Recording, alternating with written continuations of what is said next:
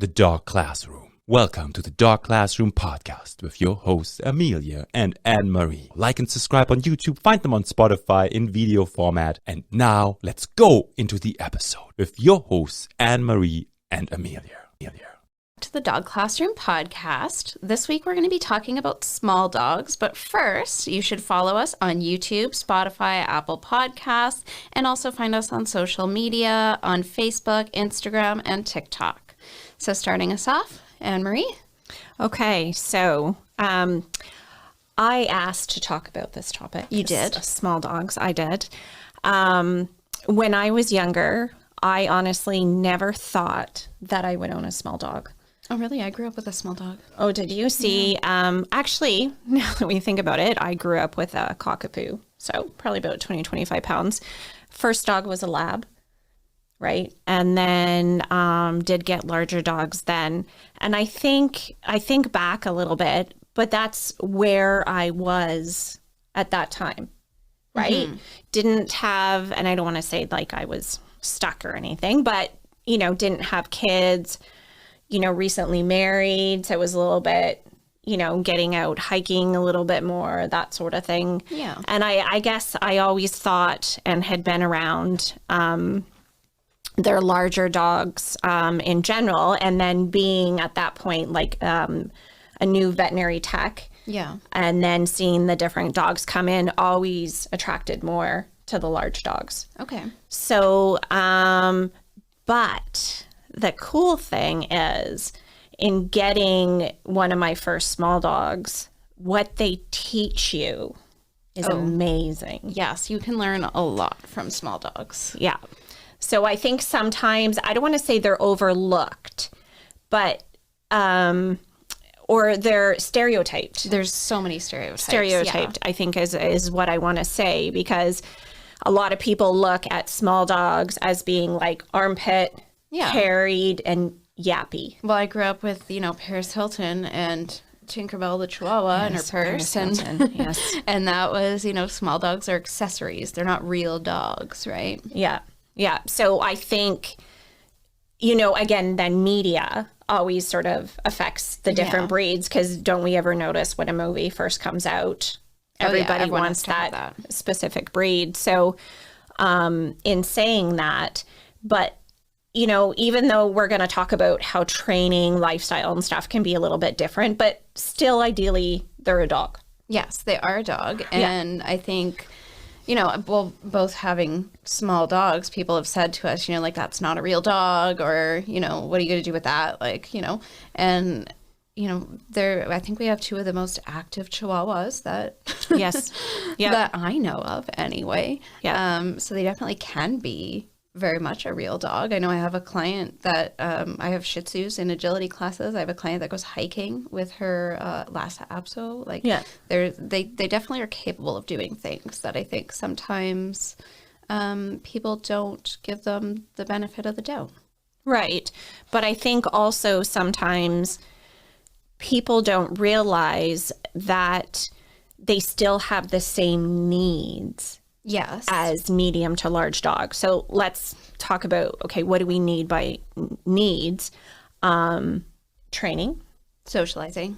Mental stimulation. Exercise, right? Even possibly some of the smaller breeds may not need as much exercise as larger breeds, but honestly, some of the smaller breeds need more exercise than certain large breeds. So really taking that into account, your lifestyle based on the breed or the personality of the dog, because a lot of people are looking for a companion. Mm-hmm. And then they want that dog to sit with them, provide company, but the need there is, especially if they're younger, they're busy. Yeah. They do the same mouthing, they do the same exploring. Yeah.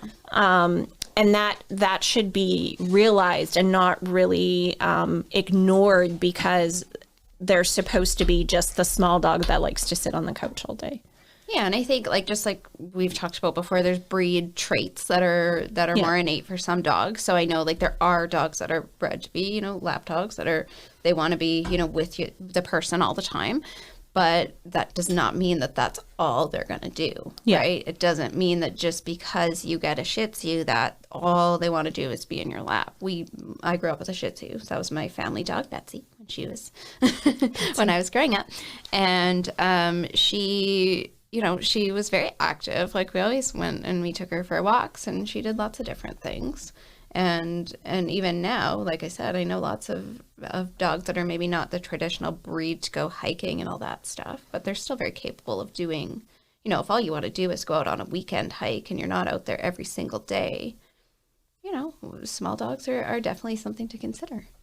Yeah. And then, but also still looking at the whole thing of getting a puppy. So we still have the house training.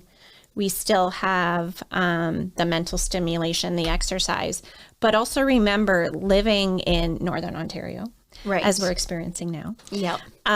There are changes in seasons. Yes. So I think a lot of them, as well as owners, as well as people in general, winter can be challenging as far as getting out, not only ourselves, but the smaller dogs as well.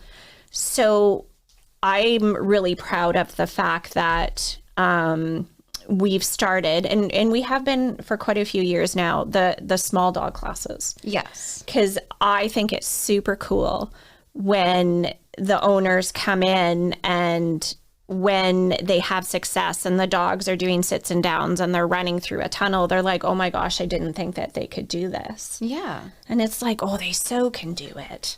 Small dogs are capable of so many things. And I think going to what you said, they still have, house training and all that stuff. I think there are some things that are more challenging with small dogs, but that doesn't mean they can't be done. So house training, for example, when Nuggie was a baby, you fostered her. So you had her in November, December. Yeah. And I had her in January, February. Mm. And house training a 1.5 pound Chihuahua puppy in the dead of winter was not ideal.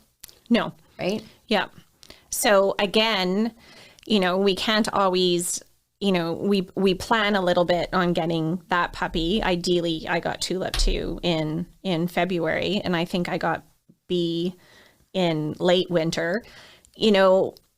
We're ready for that next dog, right? But we can't necessarily plan when that breeder is gonna, that dog's gonna have puppies or that sort of thing. I guess what I'm getting for, ideally, it's not ideal to get a small dog in February. Probably not, unless you are really, really, really patient on the house training, or you have an alternate idea for house training, as I did. Yeah. Yes, your idea is a little more different than mine, but there's ways to work through it. Right. And I think that's why I wanted to work on the small dogs, because I think there's so much more to the stereotype of an armpit dog and that they're yappy.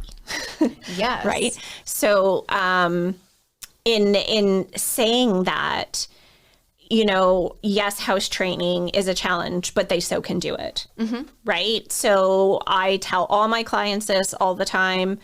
I have straw, or what you can actually do is somewhat litter train them. Yeah. As well, right? So she goes outside the door. Yeah. She goes outside the door, does her business, comes right back in. Her feet aren't freezing. And she likes that much better. We always revert to these pee pads. And honestly, I guess could talk about house training as a whole nother one. But I honestly think hit or miss, right? Yeah. But it's nice to have that option because they still want to be clean. Yeah. Right. And having that exercise, though, is a challenge during winter months because sometimes it's too cold. But on days like today, Nuggie and Tulip don't want to be left behind. Right. And they were both out there walking. They were both out there walking. They had jackets on. Tulip had her booties. Started off without them, but ended up on 2 feet. So, but then she's able to move and generate that heat.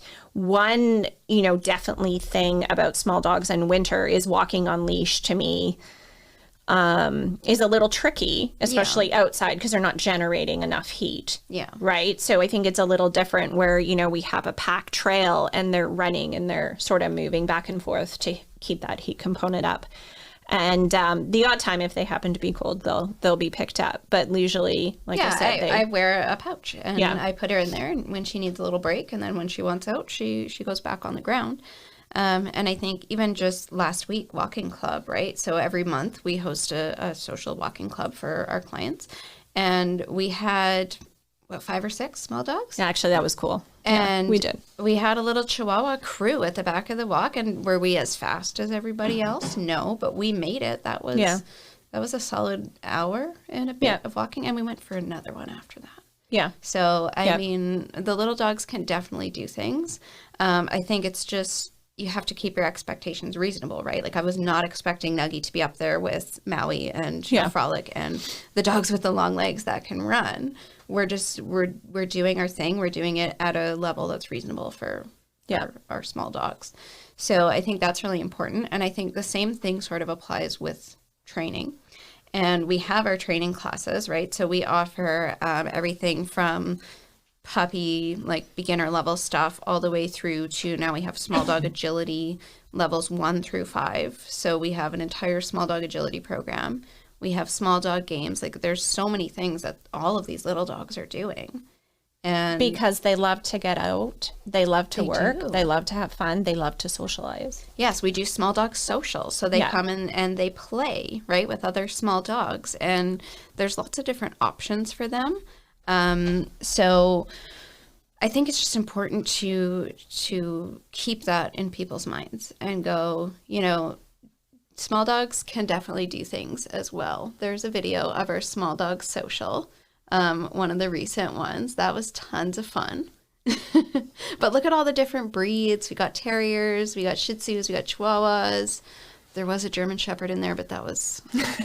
a little bit of an exception, but she found the littles a lot less intimidating than those big puppies. And these are dogs of all different ages. Like we've got some in there that are 6, 7 years old, and we've got some that are 4 or 5 months. So it's great for them to have these things to get out and do. So usually in the winter we run more small dog classes. Yeah, we do. And the other thing too is, I think another reason why some of us get small dogs is the portability.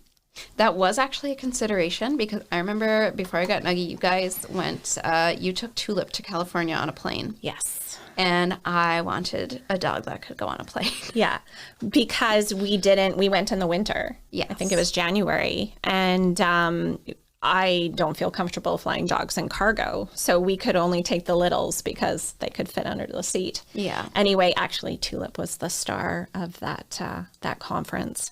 So they were always that was looking. Clicker Expo. Yes, they were always looking for the little Chihuahua Tulip to see what she was doing because she participated in some of the demoing. So they found it quite fun. But I just remember the expression when we got off the plane, we left in snow and we got off and she saw a palm tree. You should have seen her face.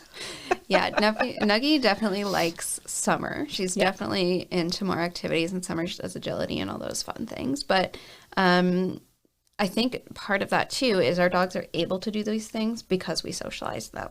Yeah. And I think a lot of people socialize small dogs either incorrectly or not at all. Not at all. Because it's not okay to take your dog and shove it into someone's arms. You wouldn't do it with a big dog, right? But people go and they pick up the small dog and then they learn to be scared of people. Yeah. And then we wonder why our small dogs are seen as aggressive when people just do things to them because they can. Because they can, yeah. Because they can, pick them up and maneuver them and that sort of thing for sure.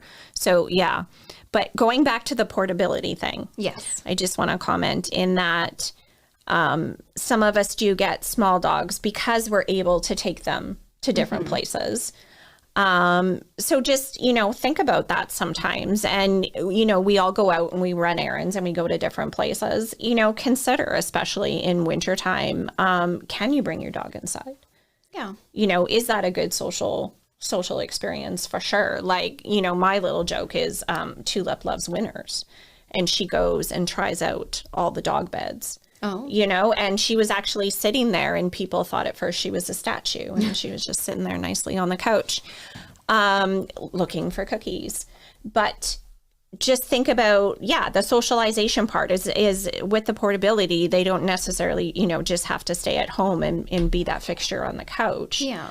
But they need to learn to go out and socialize and have it happen slowly, instead of, you know, all of a sudden we take them, what do I want to say? Well, you're saying you take them shopping, right? Right. You're not going to take them shopping if that's going to be a horrible experience for them. Yeah. And they haven't been socialized and they're barking at everybody and people are trying to touch them. Yeah, reaching towards them. Yeah, that sort of thing. And there's lots of ways to socialize small dogs without that, right? We don't have to flood them and overwhelm them and let people do things. Right. Yeah. Right. But again, I think it's about people's expectations. Yes. Where, like we just commented on, small dogs should be able to be picked up and touched by random people. I don't believe by any means that about any dog. Any size of dog. But again, they're their own personality and they're comfortable, definitely comfortable with different things.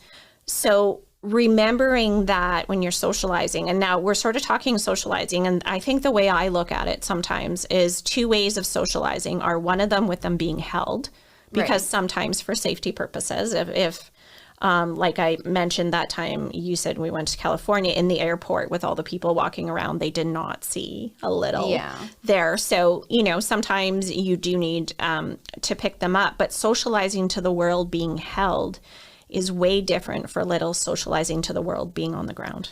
Yeah, and think about just physically what things look like to them when they're on the ground, right? Everything is big. Everything can be scary.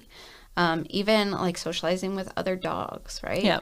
A lot of the time, I know in like puppy play school, when Nuggie did puppy play school, she was the only small dog. And, you know, you have to adapt and sort of make it so that they're still having positive experiences. Because if they're just allowed to be pummeled and people go, oh, they'll get used to it, then no wonder your dog is yappy and reactive and scared. And because they've hates other had nothing dogs. but negative experiences. But I honestly think it works both ways. I think small dogs need to be socialized to all sizes, not only themselves, because it is safer for small dogs to play with each other or a little bit bigger. You do have to watch it sometimes when, you know, they play with the larger dogs. Accidents can happen. But I also quite believe that larger dogs, I think people need to make a point of socializing them to smaller dogs. Yeah. And just to put in there cats, like just something smaller that moves a little bit differently, because you can imagine being that small and having that large dog moving towards them. And the other cool thing I've always find is, you know, dogs know what size they are.